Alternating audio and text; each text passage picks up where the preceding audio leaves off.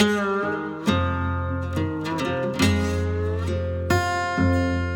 name's Frank Blardo. Yeah, I'm John Blardo. And we're at GNS Transport, and we run a fleet out of Alice Springs here. We mainly do transport with tippers and some float work and some flat tops.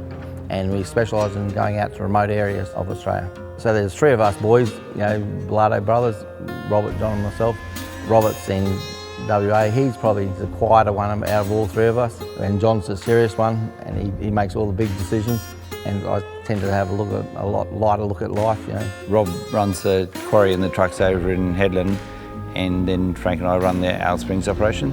Basically, I push the trucks and Frank pushes the quarry a bit, but sometimes we swap it around. Sometimes I jump in the truck and drive shortages and a few other things, but it's definitely a family business. We're only one part of a family, right from the wives and the children and the sisters and that help the family company along. Both our wives and Robert's wife over in WA.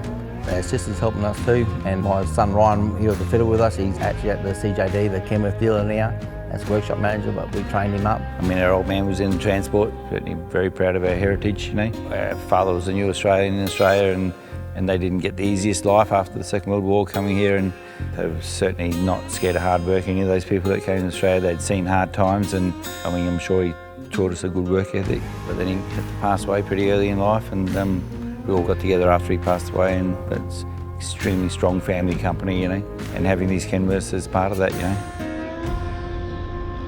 Yeah, Alice Springs, it is a harsh place. We have extremes in weather here, like you get up to 45 degrees in the shade in the summer, and then we get -5s in the winter. A lot of the infrastructure has been rough old dirt roads, especially during the drought times when they don't get a lot of moisture in them. And then when it's not like that, it's flooding rain, you're battling the mud, And so the trucks get back covered in mud. From the bull bar to the last trailer is just mud. Yeah, that's where the Kenworth product has really shone, because it's been so strong. A lot of people still look at us because of what we do with them, with the machines. And because they can handle what we do, a lot of other people buy them. A lot of the things you get in the Kenworth you don't appreciate until you don't have a Kenworth.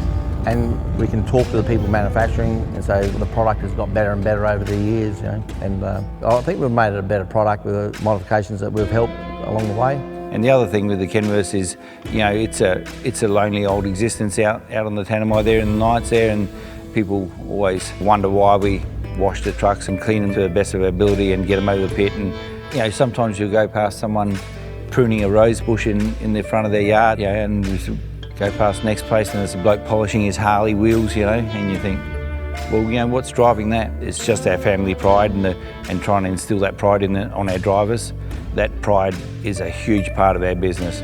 Without that pride, you're really battling it in transport. And when you look at the successful transport companies in Australia, they've always filled with pride.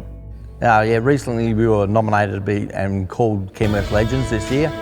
And I personally don't think that I'm a Kenworth legend. The legend of the brand name itself, actually the product is probably a lot more of a legend than what we are. It was here before us and it'll be probably here after we're gone.